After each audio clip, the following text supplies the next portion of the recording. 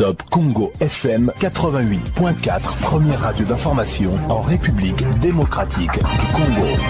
Au lieu de nous retourner en zéro. Voilà, c'était là Augustin Dikala, des propos recueillis par Mami Ichela. Fonctionnement des assemblées provinciales au Kasaï central, les députés provinciaux ont approuvé le règlement intérieur, marquant ainsi un pas significatif vers une gouvernance plus disciplinée et responsable. Ce document, composé de 250 articles répartis en plusieurs sections, établit les devoirs et droits des élus.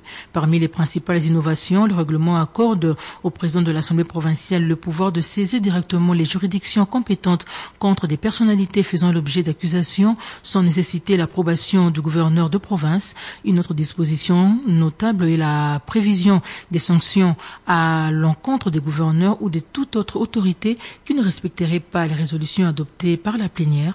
Détail Alain Saveur Makoba. L'Assemblée provinciale du Kasaï central a franchi une étape significative dans son processus de gouvernance en adoptant son règlement d'ordre intérieur. Ce document comprenant plus de 200 articles est perçu comme un outil essentiel pour le bon fonctionnement de l'organe délibérant. Une des innovations majeures de ces règlements réside dans l'attribution de nouveaux pouvoirs au président de l'Assemblée provinciale. Contrairement à la législature de 2018, le président dispose désormais du pouvoir de saisir directement les juridictions compétentes contre les personnalités faisant objet d'accusations sans nécessiter l'approbation préalable du gouverneur des provinces. En comparaison avec les règlements d'ordre intérieur de la législature précédente, plusieurs avantages émergent dans celui adopté récemment, selon le député Bob Kayombo, qui a travaillé en 2018 et est encore élu en 2023. Vous verrez des innovations et il y a également le pouvoir qu'on a donné aux rapporteurs dans ce sens que, à l'absence du président et de son vice, à condition que le reste des membres du bureau soient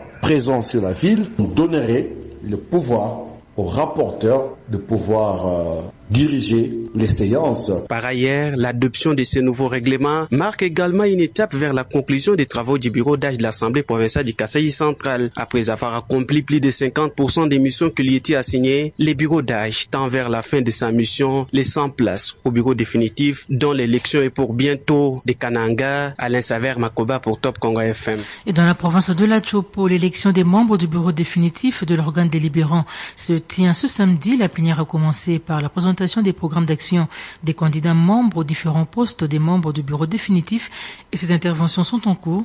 Après, s'en suivra l'élection proprement dite, mais déjà ce matin, on signale 2 cas de désistement au poste de rapporteur. Sachez que 3 candidats au poste de président, 2 candidats au poste de vice-président. Il y a 2 candidats rapporteurs, 3 candidats